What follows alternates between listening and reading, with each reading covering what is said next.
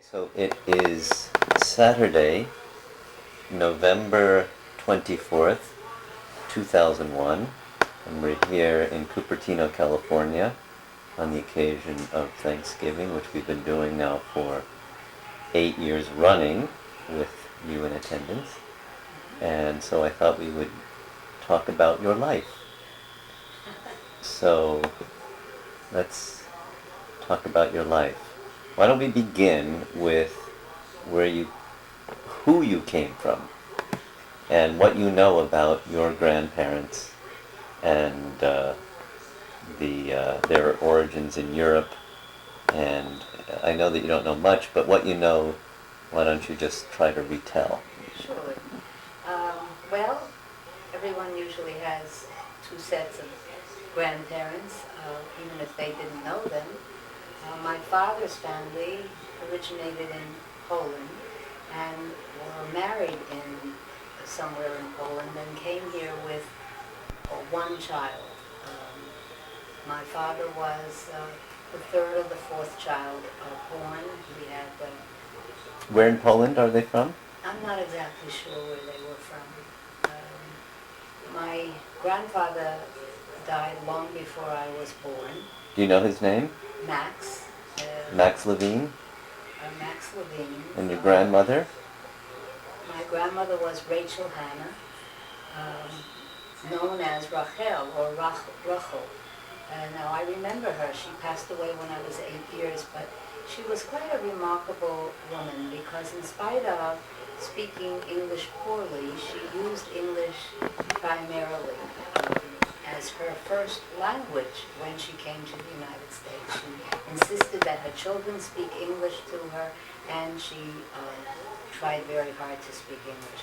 I also remember the stories from my mother that she was a very liberal person. They followed Orthodox Judaism, but she was very liberal in her outlook about people. And she took people on face value, and she wanted to be fair and equitable to all her children and all her children's wives or husbands.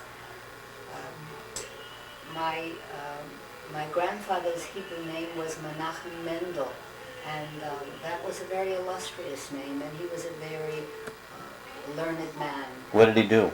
Well, when he came to this country, he just went into occupations that would make him a living. And for instance? Well, he owned a laundry, and I remember that my father used to tell stories of having to deliver the laundry for him, and he had to go through all kinds of neighborhoods where he was. This is where? In New York City. In Manhattan? In Manhattan. What part of Manhattan? I guess the upper east or west side, I'm not sure. But he had this laundry, and my father had to deliver the laundry or pick up the laundry, and he had to go through neighborhoods that were at that time, and probably still today, called Little Italy and so on. And he was called a Jew. You know, it was a derisive term at that time that he went through, but he. And this was when? And this was. My father was born in 1898. So he was during his high school years. So the teens, in the early teens. What was also very interesting, even though things were very hard for them, my grandfather and grandmother insisted that he become well-educated and become a professional. But they not only charged him with becoming a professional, but they told him it was his responsibility to see that his younger brother, who was the youngest in the family, would also get a college education and go on to be a professional. And my father took that very seriously, and he put himself through law school, and then he helped his brother to go through dental school. So wait, let's back up a second. So Sure. To your grandparents, your father's parents, Yes. Menachem Mendel and Rachel Hannah. They're from Poland, and do you know when they emigrated? Well, they emigrated probably in the let's see, he was born in 1898, and they were already here. Now, he wasn't the firstborn. No, He was had the, two. you mentioned, I forget, fourth? He had, third? my Aunt Lena was born in Europe, and she came over, they brought her here when she was 2 years of age. And then my Aunt Ada was next, and I believe there was another child who either died very, very young. And then my father was born, and then another child who did not live, and then my aunt who was Aunt Minnie, and then my uncle who was Morris. Uncle Mo. Uncle Mo, right. Okay, so they emigrated to the United States sometime in the early 90s, 1890s perhaps, and from Poland. And what did he do in Poland? I don't know. You don't know. No. But you said he was a very learned man. Yes. Learned in Talmud, or learned in secular studies? I think that he probably was learned in Talmud more so than in secular studies, but they really believed wholeheartedly in a secular education. I don't think Aunt Lena ever went on to anything beyond lower schools. I mean, maybe, I don't even think she went through high school. But Aunt Ada went through high school, and then at that time she went to a secretarial school and had really a profession, and was then the secretary to the dean of Hebrew Union College in New York. So she, although it was a secretarial position, she had advanced education beyond what was typical for women at that time. And she also had a great deal of training in Judaism, which also was unusual. Okay, so they moved here in the early 90s, and your father was born in 1898, and he grew up in the Upper West Side, you said? I'm not sure. He grew up in New York City, but I don't know exactly where. And do you know where he went to high school? You don't ask people, but you should know. Well, do you know where he went to high school? No, but I know he went to New York Law. He went to NYU Law. Do you know where he went to college? I think he went to, and New York Law was part of the City University of New York. I see. And he went to City University of New York. I see. Do you know which campus? I guess. I think it must have been Queenie. Yeah. And okay, so then let's now move to your mother's side of the family. My mother's mother came here when she was very young, or she was born here. I'm not sure. I hear different versions of whether she was actually born here or came here when she was a very, very young Well, what child. did she say? I never knew my mother's mother. My mother's mother's name was Sora Yocheved, and she was called Sophie, and she died of something called pernicious anemia, which doesn't exist anymore. My grandfather came to this country when he was 16, and he came alone. Well, he actually came with a first cousin. And his name? My grandfather's name was Simon. Simon. Meskin was his name.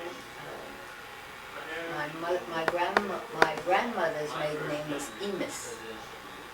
I believe it was spelled E-M-A-S. My grandfather came from Russia. Where in Russia? Near the Black Sea. Odessa. Odessa, exactly. Well, that's Ukraine, actually. Well, it changed hands so many times that I'm not sure. Yeah. He always said he came from Russia. He was a very... What languages did he speak? He spoke Russian, but when he came here again, he decided he was going to be an American. And the only vestige of an accent was the V's and W's. He still got them confused. But other than that, he spoke perfect English. He went on to become... He had various positions. Interestingly, he was a salesman of sewing machines or something in his very young years. And when my mother and my father were married, he and an uncle of my father's discovered each other at the wedding, and they had sold these sewing machines together. So it was a wonderful occasion. My grandfather then went on to become a Prudential life insurance salesperson. And he was very successful and very well thought of in the field, and especially because he lived to a wonderful old age, and he was continually written up in the Prudential life insurance bulletins. In one of the articles that was written about him, it said that he had earned more from Prudential after he retired than before, because he kept getting the rewrites until all of the people whose insurance he had written died, and then he no longer got the rewrites. But he was a wonderful man. So what was your relationship with him? Very close, a very good relationship. We were at their home a great deal. My grandfather lived with my mother. My mother had a Now, where was your mother in the order of children? My mother was, my mother's sister Fanny was the oldest, and there were no children. And your mother's name? Pardon me? Your mother's name? My mother's name was Gertrude, but there were no children born for a long time after Fanny, and then my mother was born, and then... Now, wasn't Fanny born of a different father? A different father. Her mother had married someone, and I don't know what happened to the marriage. I don't know whether he died or he never got to this country. I have no idea, except she married my grandfather, and they didn't immediately apparently have children. My mother was born, and shortly thereafter there were twins born. My Aunt Rose and her sibling, her twin sister was Lillian. And then they had a son, and he passed away. And then they had, the youngest child was Louise. We all called her Tootsie.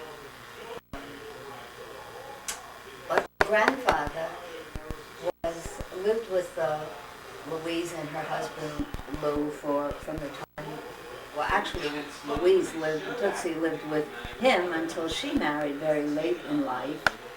Why did she marry late in life? She just didn't get married, that's all. She didn't get married. She had a very good position and didn't marry. I'll tell you about them in a moment. I want to take a break and just check. I just want to continue with stories about my grandpa. He was an extremely interesting and wonderful person. He was a Mason. He went to Masonic meetings regularly. In fact, he went to a Masonic meeting about 2 weeks before he passed away. He died when he was 98, and he was still the Grand Marshal of his lodge. But during his lifetime, after he retired, he took a great interest in all of the neighbors, and he made sure he got up very early in the morning and went downstairs in their apartment house, and he, with his wonderful coat with a velvet collar and a Hamburg hat, and he greeted every person as they left for work. And then if someone didn't show up, he knocked on their door to make sure that they were well and just staying home to have a vacation and they didn't need anything. He also shopped for those people who were not feeling well, and my aunt finally had to put a stop to that because he was legally blind, and it was snowing and so on, and she asked people not to send him on errands. He made his first airplane trip when he was 88 years old, 87 or 88 years old, and that was to come to visit me and my family in Miami. He was just incredible. When he stayed with me and I made his bed in the morning, he said, "No, don't make my bed. My name is Simon. Make your own bed, Rifkin." And he had that attitude. He took several buses to go over to Miami Beach to visit his cronies who had moved to Florida, and he had a very forward-thinking attitude about everything. He adored his family. He adored his grandchildren. He just was so happy, but he was very realistic too. And when my mother would complain about me, he would say, "Good, it serves you right. You were the most difficult child we had." So that he really was very forthright, but very kind and gentle at the same time. My mother's sisters were... So, in terms of your... I think that he was also unusual in the relationship that he established with... He only had two grandchildren, my cousin Adele and me. And I know that he was very close to both of us, perhaps more so to Adele because they lived within a few blocks of each other, and we had moved to Brooklyn. The rest of the family lived in the Bronx, which at that time was very lovely. We moved because at the age of 6 months, my father was putting me in the carriage. And you were born in the Bronx? I was actually born in New York City, but we lived in the Bronx when I was born.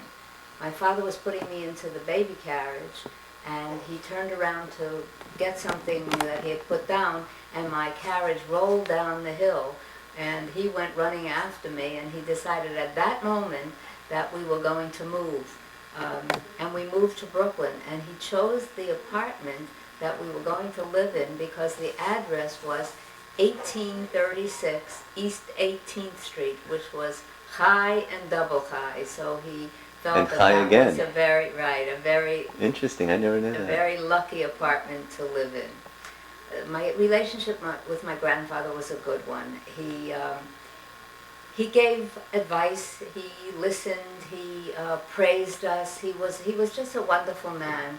And when he did come to Miami after we were married, he kind of helped me in many things, teaching me some of the things that he cooked and that he enjoyed eating, so that I could cook them for him and for my family. One of them that stands out in my mind was the eggplant, that I would roast the eggplant in the oven until the skin got really black, take it out, skin it, chop it with onions and oil, and have a wonderful dish. Of course, today we add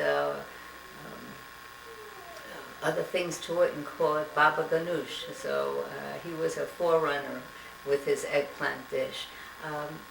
But this is the kind of relationship. He remained very, very close to his family. Although he was my mother's father, he adored my father, and they had an extremely unusually strong relationship for a son-in-law and a father-in-law. It was my grandfather who brought my father into the Masonic lodge, and they were very close because of that relationship. They were just wonderful. And my grandfather was extremely intelligent and very savvy. 2 weeks before he passed away, incidentally, when he went to this Masonic meeting, he came home very late, and the next morning he was still sleeping, which was not his usual method. And so my aunt went in to see if he was feeling all right, and he said that he really was extremely tired, but a different kind of feeling of being tired. He felt that everything inside of him had just stopped working. He just wanted, it seemed like his insides wanted to go to sleep. And my aunt was concerned and put him in the hospital, and indeed things were just not working as well as they should be. But at that time, my father was the one who went to visit him every single day. And shortly before he passed away, he was still reading the newspapers, and he told my father to watch Long Island Lighting because it was going to split. And sure enough, 2 weeks after he passed away, it did split. And if my father had invested in it, it would have been a very fortunate thing for our family. So, you know, my memories of Grandpa are very, very strong. The first grandchild who was born began to call him Great Big Pa because it was a great-grandfather, and so everybody else in the family began to call him Great Big Pa, and that's exactly what he was. In our eyes, he was Great Big Pa.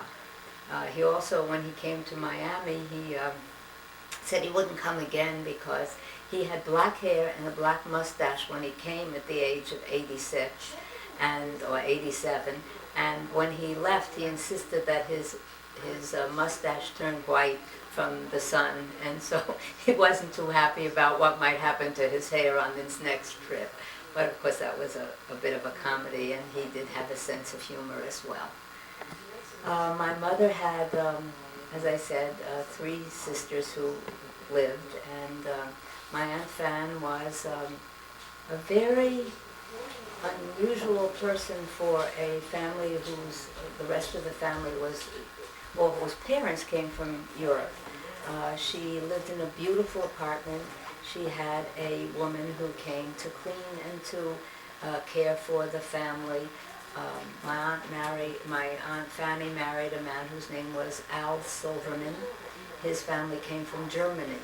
They had one daughter, Frances, who was doted upon and sheltered. My aunt, when she had dinners, everybody sat in the dining room. My uncle carved the meat. My aunt rang a bell to get the lady to come in to take away the dishes. It was a very elegant American household. At that time, it was an unusual kind of household that certainly did not exist on my father's side of the family. Aunt Fanny was... When you say that certainly didn't exist on your father's side, right. What do you mean by that? My father's family, everybody cooked, my father's sisters cooked in a more Jewish style of cooking. Well, Aunt Fan and therefore my mother, they cooked in a more American style of cooking. My aunt... You mean they weren't kosher and they were much more kind of assimilated? Well, and Tootsie, they kept a kosher home because my grandfather wanted a kosher home, but Aunt Fan did not and Aunt Rose did not. My mother did because my father, of course, was very definite about wanting to have a kosher home. My Aunt Fan was another woman who was way before her time. She was the first woman pharmacist, first person to graduate from School of Pharmacy, and that's where she had met my Uncle Al. You know what year that was? No. I think it was 1900. Perhaps 1900, I really don't know, but she did, she got a job, and by that time she married Uncle Al, and he refused to allow her to work, so she had an education that she could not use, but we were all very proud of the fact that she did become a pharmacist in a day when women certainly were not emancipated sufficiently to do something of that nature. She was a very creative woman. She was wonderful. And she had a big impression on you. Oh, absolutely, absolutely. I admired her tremendously. She did little unusual things, like once at Hanukkah time, she gave me a walnut, and it was painted gold, and she had suspended a string from it, or a ribbon from it, and I thanked her for the pretty walnut, and I had no idea what she meant by it, and she said to me, you know, walnuts should be cracked open, and inside there was a money, there was a bill in it, and there were always these wonderful little surprises that she had for me. Uncle Al put a quarter in a bank every week, and when I came up to visit, he always emptied the bank and gave me my quarters. So that was, another nice little memory that I had. I think we were probably closer than usual to the extended family because it was such a small family. My Aunt Rose had one child, my Aunt Fanny had one child, and my mother had one child, and Tootsie never had children of her own. So she kind of adopted us. Not Frances, because Frances and she were only 3 or 4 years apart, so they grew up as friends. So that's kind of my story about my mother's family. My cousin Adele went to Brooklyn College, and she was 3.5 years. She's 3.5 years older than I am. So I kind of felt that that was the college I should go to. She was like the big sister I didn't have. Where did she grow up? She grew up in the Bronx. In the Bronx? Right. And you grew up in Brooklyn? Yes. So it was a subway or a bus ride away? Yeah. Yeah. I went to Brooklyn College. Oh, you mean to my cousin's home? Yeah. Oh, yeah, we went up by subway, and the apartments that they lived in were these huge apartments that probably today are, who knows, whether they're occupied by many families or they've been renovated to, again, accommodate people with very high income brackets. But, you know, they were big apartments. That was beautiful. Multi-room apartments, you mean? Big, large. Large I remember my spaces. Aunt Fan's, when you walked in, there was a huge entrance hall. And if you walked one way, you came to this big living room with a private dining room, off the living room. And the dining room had a big table that could accommodate 20 people. So it was a huge apartment. And then when you first entered, if you walked straight, there was a velvet curtain hanging. On the other side of the velvet curtain was a 2 bedrooms and a bathroom. So it was unusual. It was unusual. The apartment my parents moved into was much different. It was at the time when they moved in, it was the only apartment house on the block of many small private homes. It had a doorman, it had a kiddie pool in the backyard, it had a game room downstairs where the men met to play cards. It was very nice living at that time, and the neighborhood has not changed in the fact that there are still small or two there are many private homes on that block, and some very large and some small. And the only difference in the neighborhood is that it has become an enclave for Orthodox Jews. What part of Brooklyn, does that have a neighborhood? Yes, it was Flatbush. Flatbush. So you Right. grew up in Flatbush. Right. Grew up in Flatbush. I went to a high school that's still one of the good high schools in the city. So before you get to high school, Yes. let's go now to your father's side of the family, and talk about the cousins and the aunts and uncles on that side. Well, in comparison to my mother's family, my father's family was large. Aunt Lena had 4 daughters.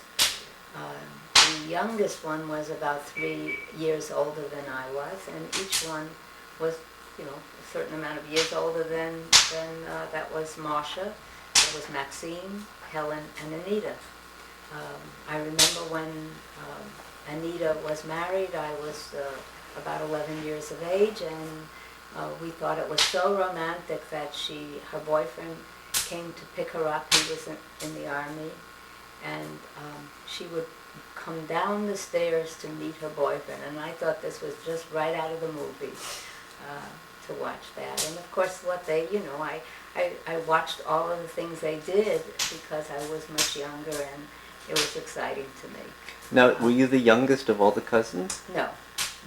I was the youngest of. That was the oldest sister, Lena and Leonard.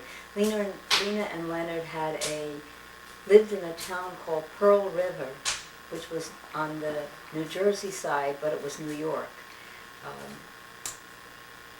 They had a hardware store that was really more of a general store. I remember it sold nail polish and cosmetics and toys and household things, as well as being a hardware store.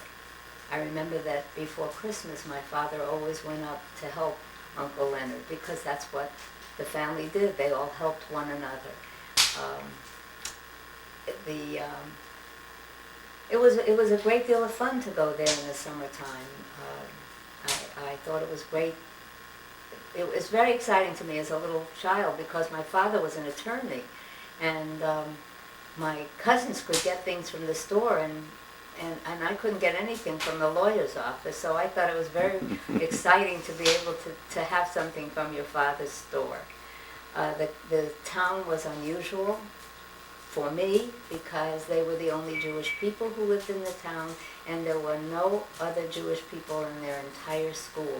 And they went through school never having a Jewish friend until after. And which cousins were these? This is Marsha, Maxine, Helen, and Anita. Helen became a nurse. Maxine had a secretarial position, and so did Marsha. And Anita married, I guess, pretty young at that time, although she was working in New York as well. It took many years before my Aunt Lena allowed them all to have an apartment in New York City and not travel from Pearl River on the bus to New York to go to work. And finally they were able to convince her that there was no way that they were going to do anything but move to New York City. So they did. My Aunt Ada married a wonderful man. His name was David Goldberg. He was a pediatrician who had an extremely unusual philosophy about medicine. He said, if I'm going to treat and take care of children, I have to keep the family healthy. And so he became, in essence, a family doctor. And it started out with, how can I have a healthy how can I take care of a healthy child if the mother doesn't have good prenatal care? And so I'm going to take care of her and deliver her babies and take care of her babies. Well, if another person in the family gets sick, it endangers the child, therefore I will take care of. So in effect, he was a GP. He was probably one of the first family medicine doctors. I see. Before it was a specialty. Yeah, pediatrics was his specialty. So he was trained as a pediatrician, yes.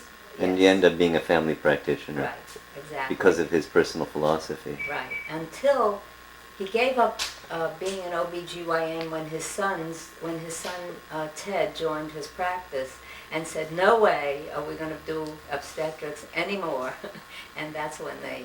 Now, which son joined his practice? Ted. He's the eldest? No, he was Emmanuel. In Hebrew, his name was Menachem Mendel, named after my grandfather, and in English it was Emmanuel, but we all called him Mendel. And he did not join his practice. I think he did for a short time, but then went on and did a specialty in cardiology and became associated with Beth Israel Hospital in New York, and eventually the head of cardiology there. And kind of skipping around. So. Yeah, that's okay. And Ted, who did join his practice, yes, came in what capacity? He also was a cardiologist, but he became an internist first, and so joined the practice as an internist. My uncle did the pediatrics plus the family medicine. Then Teddy went back and did a specialty in cardiology.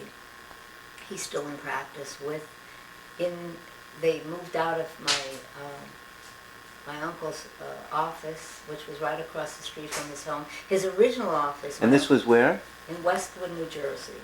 And is that where your cousins grew up? Yes. Those two boys? They were born there.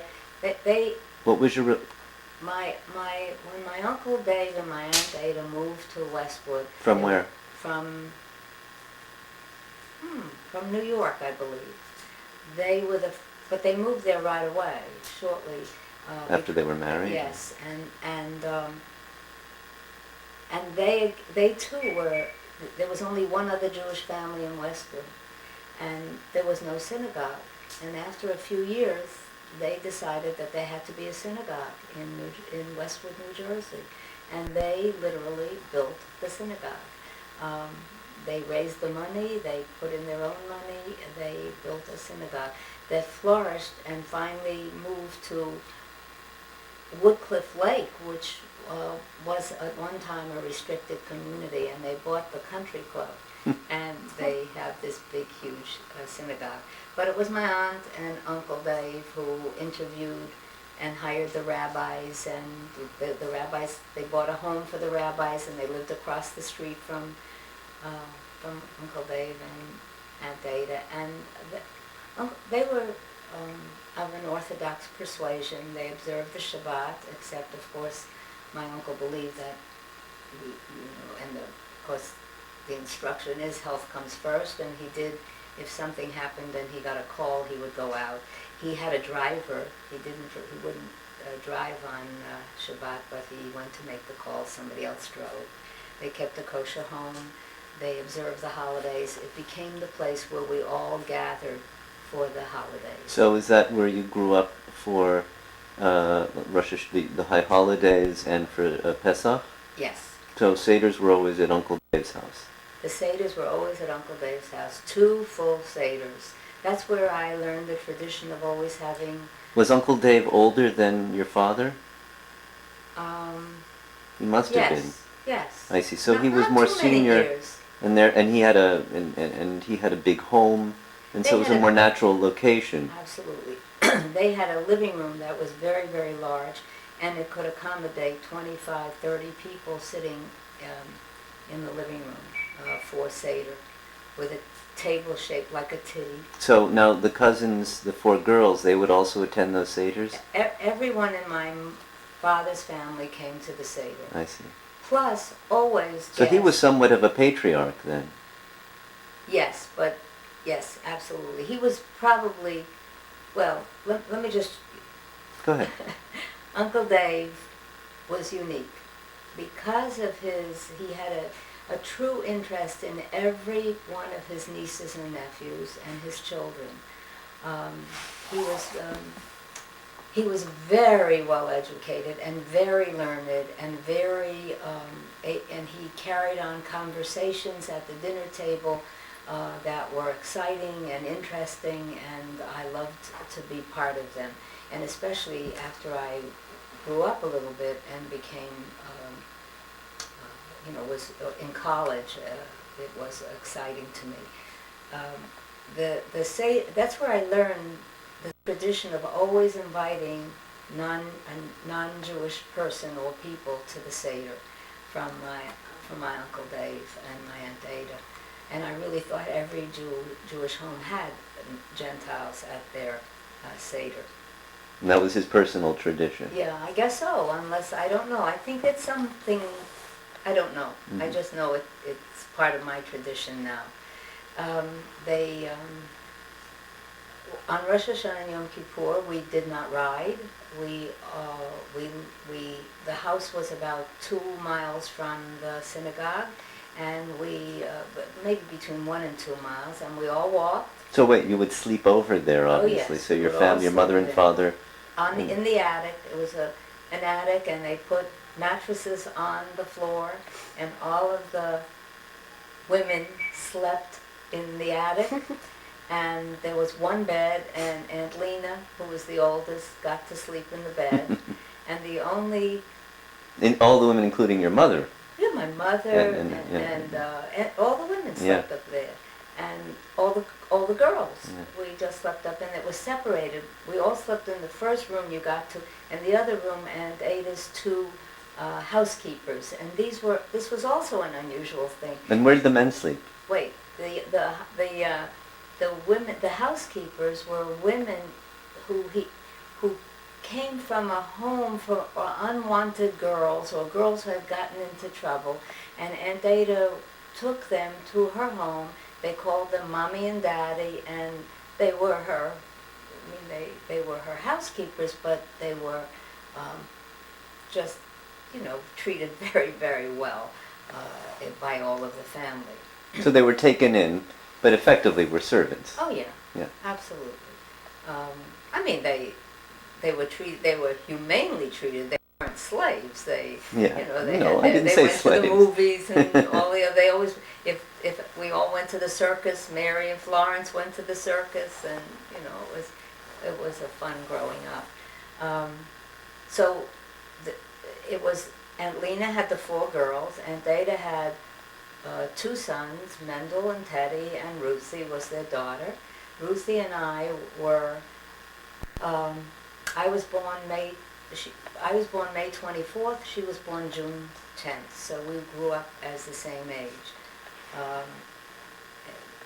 The next sister was Aunt Minnie, and Aunt Minnie had 2 sons, Marvin, and also called Mendel, but he gave up the Mendel early and became his English name Marvin.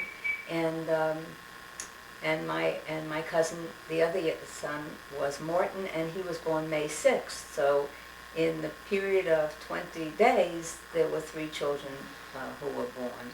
And Morton and I, they lived in Brooklyn also, and we had a really close relationship. And incidentally, I found And their last name is? Klibanoff. They met Klibanoff, and their father was a salesman. I forgot what do you call a man who represents like a jobber, where he goes to various. He's a rep. He was a rep of many companies, and he went around to various stores selling. Morton moved away from the New Jersey area as I did, but I maintained this very close relationship, and somehow or other he did not. And many, many years later, he was married to a wonderful woman. She died of cancer. He had 2 children, and then he moved away after Betty died. He had a hardware store, and he sold it and moved, and we didn't know where he lived. And by chance, his brother met someone who said, "I met your brother." And at the same time, I saw someone said, "I know your cousin. He lives in Florida." I said, "I don't have a cousin who lives in Florida." And lo and behold, Marvin was able to track down Morton. Morton has no idea why he did not remain close to the family, but for the past 2 years he has been coming to our savings. Oh, how nice. So it's really nice. Okay, then it was, my father was next, and I was an only child. And then there was my Uncle Mo, and my Uncle Mo married what I consider to be late in life, but since since you married about the same age, I can't say that it was late in life anymore. He married a woman by the name of Dorothy, and we always teased about his marriage to Aunt Dorothy because she was she was a twin, but she looked entirely different than her twin sister, who was a very statuesque, beautiful, dark-haired woman. And Aunt Dorothy was blonde and fair, and she was not as attractive because she had a disfigured nose. And it wasn't just not a nice nose, it was very disfigured. And my Uncle Mo said, "You know, if you could get your nose fixed, I'd marry you." And she did, and he was forced into marrying her. So that was always a family joke about his marriage to Aunt Dorothy, but it was a good marriage. And they had 2 sons, Melvin and Samuel. Now don't tell me Melvin was also Menachem Mendel. Absolutely. Yeah. So that spanned 3 generations. That's, well, no, two generations beyond the original. No, 1. Menachem Mendel was my... Oh, he's your cousin too, that's right. It's all the same generation, that's right. 3 Menachem Mendels. And many, many Rachels. There was many Rachel Hannah, but the only one who, well, no, I can't say that. The first generation of Rachel Hannahs, most of the names were different. Like, she was Rachel Hannah in English and Karen in she was Rachel Hannah in Hebrew and Karen in English, whereas Rochelle is Rochelle Hannah in English, and Rochelle Ann and Rochelle Hannah. Okay, so that's the 2 boys. And, the 2 boys, and Melvin lives in Brooklyn. He has a wife and 2 children, and I am about the only one in the family who keeps in touch with him. Samuel lives in Staten Island. He's married to an incredible woman, Phyllis. They have 1 son, Michael. Probably Menachem Mendel too, but I'm not sure. And unfortunately, shortly after they were married, at a very young age, Samuel was diagnosed with multiple sclerosis. And he recently turned, about a year ago, he was 50 years of age. He's totally confined to a wheelchair. It's hard to understand him, but Phyllis is incredible.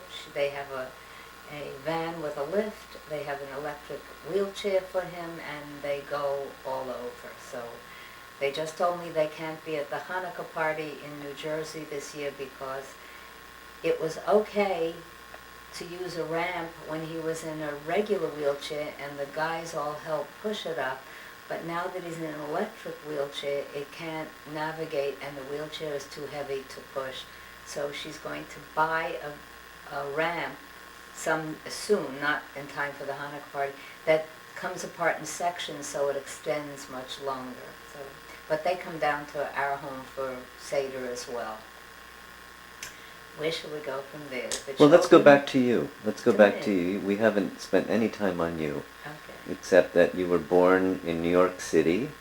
In a hospital in New York, but my parents lived in And what year Bronx. were you born? 1930, And your birth date is May 24th. May 24th. And tell us about your name.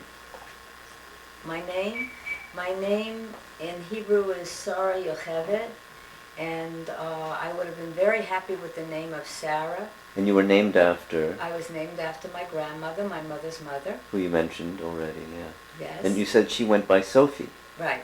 And actually, that was not on her birth certificate at all. It was a different name, but it was an S. And as I said, Sonia. She was called Sonia. Not Sophie, Sonia. Her name on the birth certificate might have been Sophie, but she was called Sonia.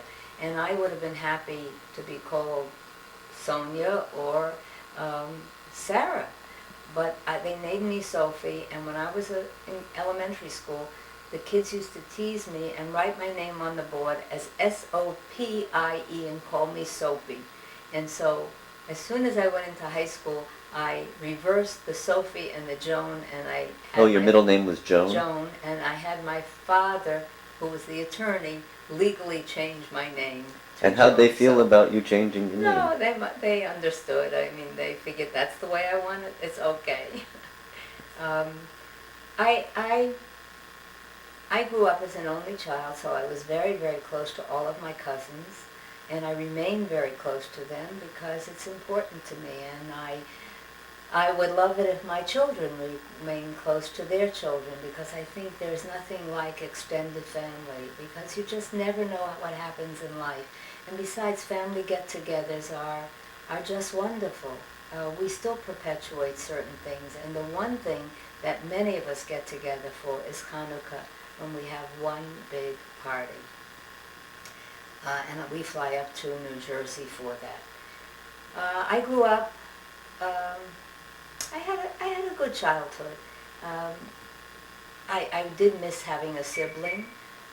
Why do you think your parents only had you as a child? My mother had a great deal of trouble becoming pregnant, and when she was pregnant with me, she developed a tumor. Apparently it was not malignant, although I don't know. She wasn't able to have children after. She had a hysterectomy? I'm not sure that she had a hysterectomy, but she certainly couldn't have any more children, because I'm sure they would have had another child. My father's law practice was not, it was a successful law practice in the number of clients that he had. It was not successful financially. My father had wonderful capacity for doing others. He was Jewish babies, and although he had placements for them, it was... No, did he serve? He was too old for World War II, so he was... He did, in essence, serve as in World War II. He volunteered, and he was given doing some kind of work in the Brooklyn yard. So he did do that. He was, I think, one of the... Because he would have been in his mid-40s during beginning of World War II.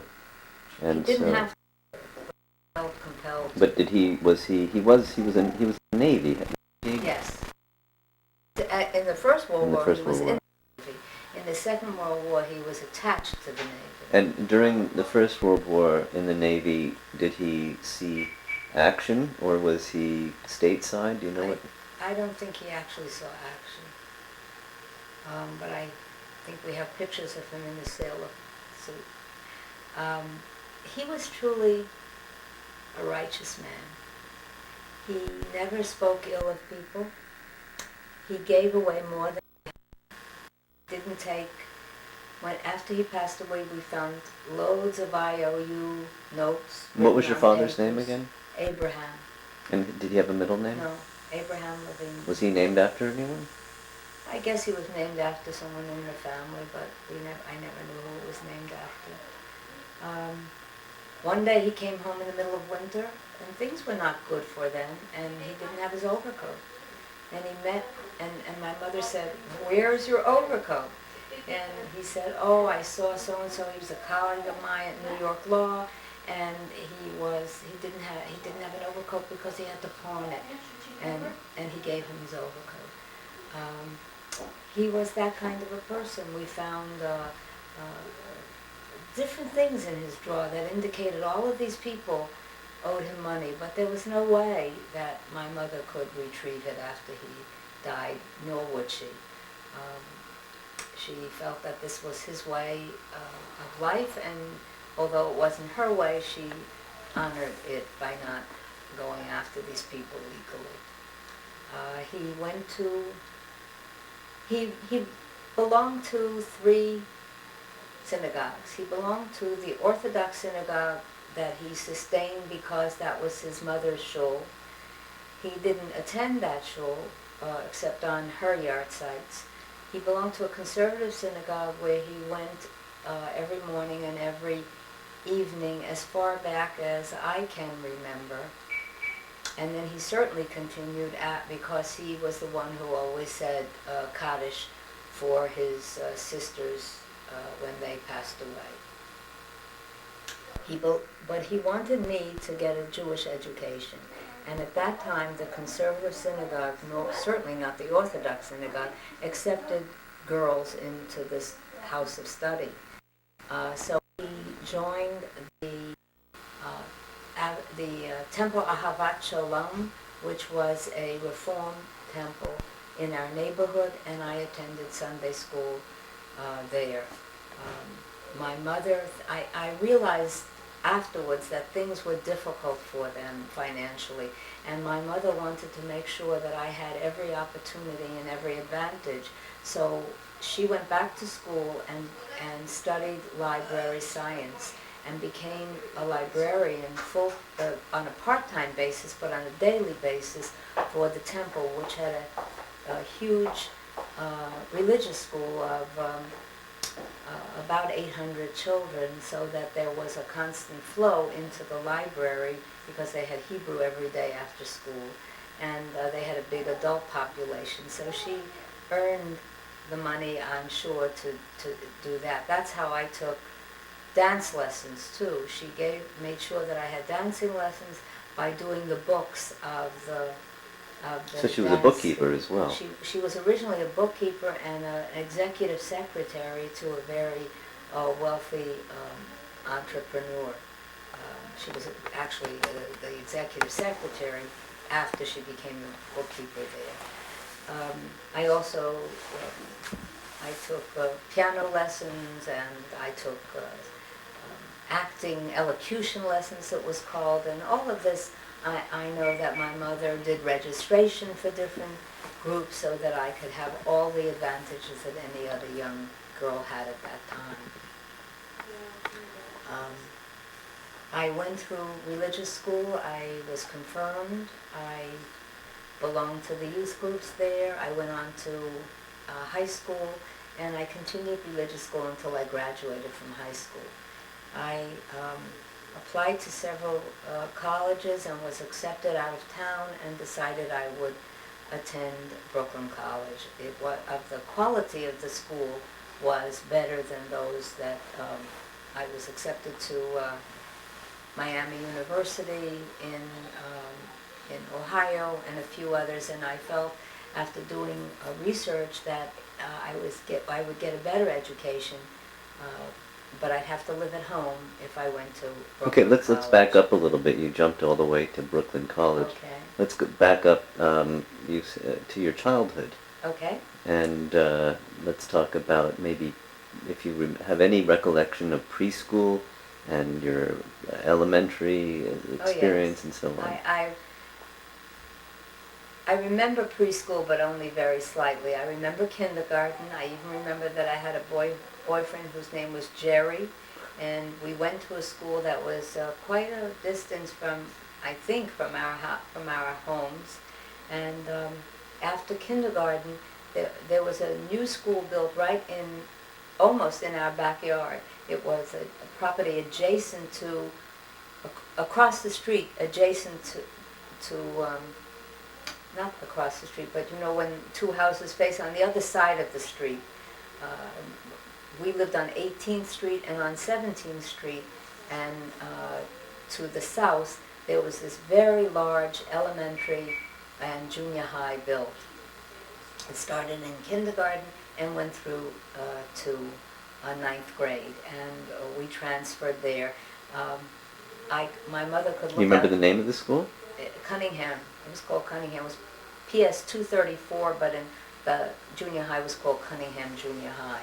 And my mother could look out the window and see us lining up. And when they began to line up, she'd say, "Run!" And I would run out of the house, down the steps, and into the schoolyard. So it was, very close to home. I enjoyed elementary school. My mother was called up to school quite a bit, not because I wasn't a good student. I was okay as a student. But if anybody got into any trouble, I jumped up and defended them. And they called my mother, and they said they knew that my father was an attorney, but she should help me to understand that in order to defend people, I had to have a law degree, and that I should stay in my seat.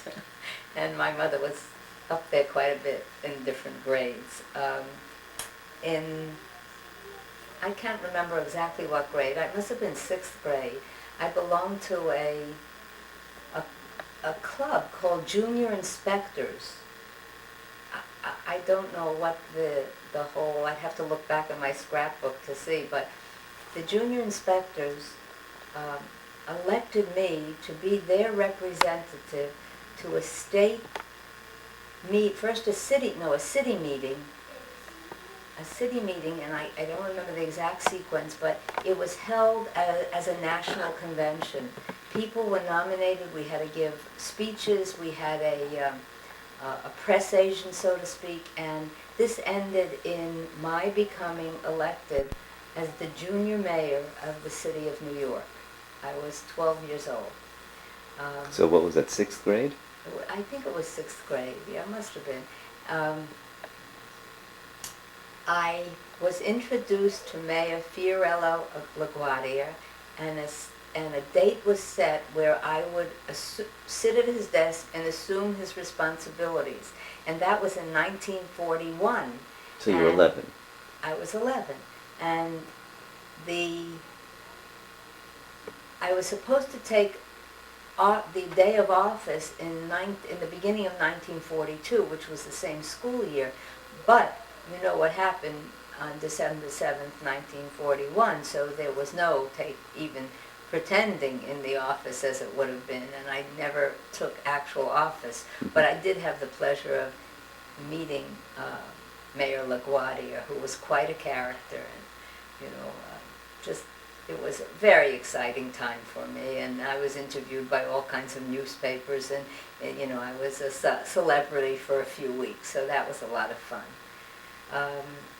When I was, my mother heard about Camp Louise in Maryland, and she wrote, and... How did she hear about it? Someone in the neighborhood had heard about it from someone else, and this other mother, and Janice, the girl's name was, and I decided we would be willing to go to camp, and and my mother wrote for an application, and she filled it out, and the camp was full. The second year she got another application, and the camp was full.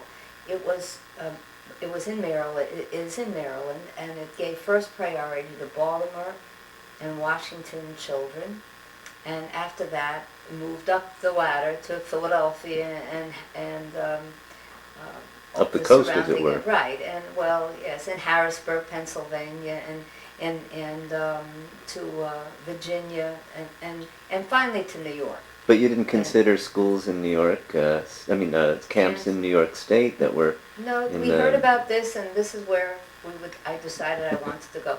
And finally, the third year, I wrote a letter to Miss Ida Sharagladsky, who was the director, and said, Miss Ida, if you don't let me come to camp soon, I'll be too old to come to camp. And she let me come, and as you know, I've been going to Camp Louise ever since, with a few years in between. So how old were you the first year you attended Camp Louise? 14. 14. So you were a camper. I was a camper. I was a camper until I graduated from high school. And because I had my training there as a counselor's aide and a counselor in training, I was able to be a counselor when I graduated from high school. It was an unusual camp. It was a very large camp, and yet you formed very good friendships. And as you know, I believe my closest and dearest friend, Ellen Kay, was someone we met when I was 15 and she was 16, and we were in the same bunk, and we've been friends ever since. In fact, we call each other every Shabbat morning to say Good Shabbos. And where did she grow up? She grew up in Long Island. Were you friends during the year, or was it only a summertime relationship? We had a relationship during the year because the New York girls would get together. This was when we became counselors. We'd get together and go, I don't remember what we do anymore. I just have pictures of us in our heavy coats getting together and seeing one another. We really became very, very close friends after we both got married. Our husbands got along very well, and it was a great relationship that continues, and I'm sure it'll continue forever. Okay, so should we move on to... You want to take a break? Yeah. Okay.